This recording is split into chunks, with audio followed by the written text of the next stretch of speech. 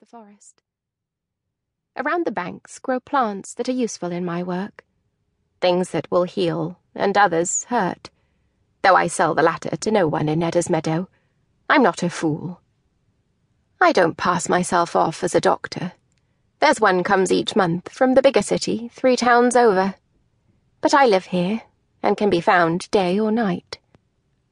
I'm the person Edda's folk turn to for everyday remedies, even when Dr. Herbeau is visiting. Yet I harbour no illusions. I am tolerated. If a physician ever deigns to make his home here, then I shall become something of an embarrassment, an object of superstition, and a reminder that they've held to the old ways. A medical man will spout fancy terms they do not understand, patronize them, and hand out tablets that give a little relief, but no cure. They will worship his impenetrability as a sure sign of superiority, and run back and back again for his expertise. My honesty about what I can and cannot do will no longer suffice. I promise no miracles, for I know all too well that Dame Fate has a penchant for making a liar of the best-intentioned individual. A doctor with his empty vows will steal their hearts and hollow heads from me, and they'll dismiss the times I saved their children from fever, or gave elderly parents a balm against lingering disease. The women will choose to forget that the widow Patience Gideon, Sykes that was, if they did but know it, made their barren wombs a little more welcoming for their husbands' seed, and those same husbands will deny that my potions enabled them to service those very wives. It has happened before, and I've no doubt it will happen again. For now I am comfortable and content, though I keep a weather eye out. I warn Gilly to do the same, but she is too young, and neither blessed nor cursed by my kind of power to have a real sense of how quickly things can change. I tread carefully down the slope of Edda's bath and kneel at the edge. Reaching into the cool liquid makes me shiver, though the day is more than warm. I pluck out handfuls of the waterweed growing there. My houseguest asked for it, however I don't know what it's for.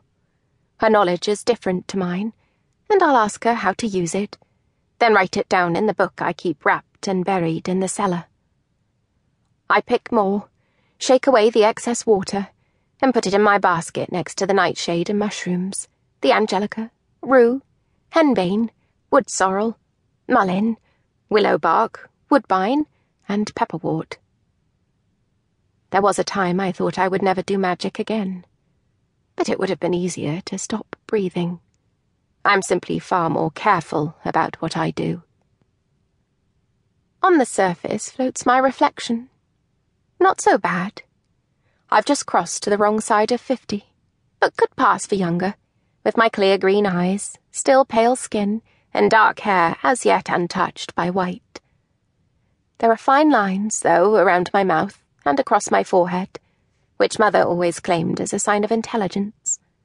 Her own brow was a maze of furrows, yet it wasn't enough to help her evade the men of Bitterwood when they hanged, or tried to hang her. I looked past my image, down into the depths, using the sight that was my dead father's gift. The ability to not only see in the darkness as clear as day, but also to penetrate the earth and find what has been hidden. There's a bundle, swaddled tight, and weighted down with rocks. It's small, so small. A newborn, I suspect, and unwanted. Brought here by its mother, most like. I imagine the smell of sour breast milk, untapped and curdling. No point in telling anyone. They'd want to know how I knew about it, and answering that question would only lead to more queries best left unasked. Whoever put it here will torment themselves quite sufficiently. Besides, how am I the one to judge a woman who leaves a child behind? I rise and climb to the top of the bank. Dusk is threatening. I give a high-pitched whistle, hear an immediate answering crash in the undergrowth to my right. Fenric comes bounding towards me, all thick golden fur,